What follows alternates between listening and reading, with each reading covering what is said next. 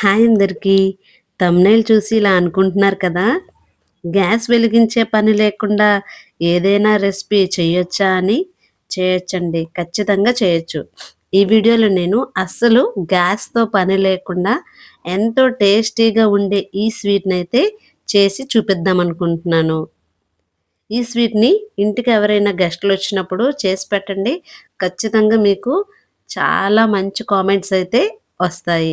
ఇందుకోసం ఒక కప్పు వరకు dry coconut powder, half cup sugar, ఇంకా 2 ఇలాచీలు వేసి ఫైన్‌గా పౌడర్ చేసుకోవాలి. ఈ పౌడర్‌ని ఒక బౌల్‌లోకి ట్రాన్స్‌ఫర్ చేసుకోవాలి. తర్వాత ఇందులో ముప్పావు కప్పు వరకు మిల్క్ పౌడర్‌ని కూడా యాడ్ చేసి ఒక స్పూన్‌తో అంతా కలిసేలాగా కలుపుకోవాలి. తర్వాత ఇందులో పాలను కొద్ది కొద్దిగా వేస్తూ కలుపుకోవాలి.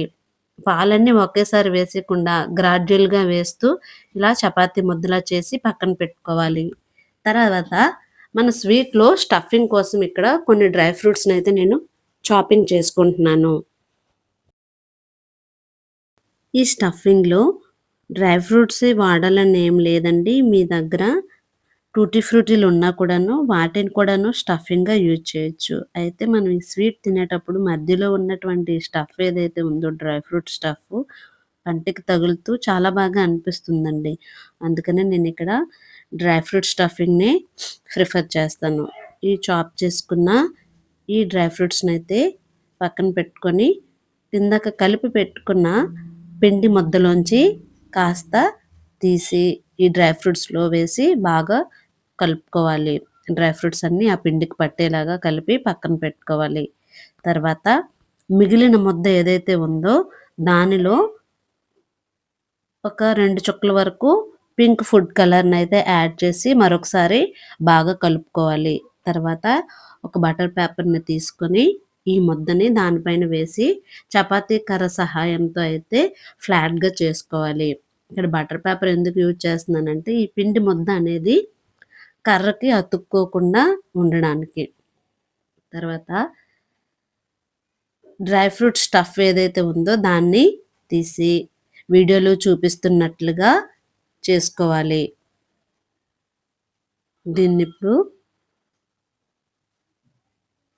ఈ ఫ్లాట్‌గా ఉన్న దానిపైన వేసి వీడియోలో చూపిస్తున్నట్లుగా రోల్ చేసుకోవాలి. ఈ స్టఫ్ అనేది బయటికి కనిపించకుండా మొత్తం అంతా కవర్ అయ్యేలా చూసి బటర్ పేపర్‌తో చుట్టి ఫ్రిడ్జ్‌లో 20-30 నిమిషాల వరకు పెట్టుకోవాలి. 30 నిమిషాల తర్వాత చూస్తే స్వీట్ అనేది బాగా సెట్ అయిపోయి ఉంటుంది. ఇప్పుడు దీన్ని మనకు నచ్చిన షేప్‌లో, నచ్చిన కలర్‌లో కట్ చేసుకొని సర్వ్ చేసేసుకోవడమే. అంతేనండి. ఎంతో టేస్టీగా ఉండే స్వీట్ అనేది రెడీ అయిపోయింది. ఈ స్వీట్ టేస్ట్ అనేది అచ్చంగా స్వీట్ షాప్ నుంచి తీసుకొచ్చినట్లుగానే అనిపిస్తుంది. మీరు కూడా ఒకసారి ట్రై చేసి చూడండి. Thank you for watching.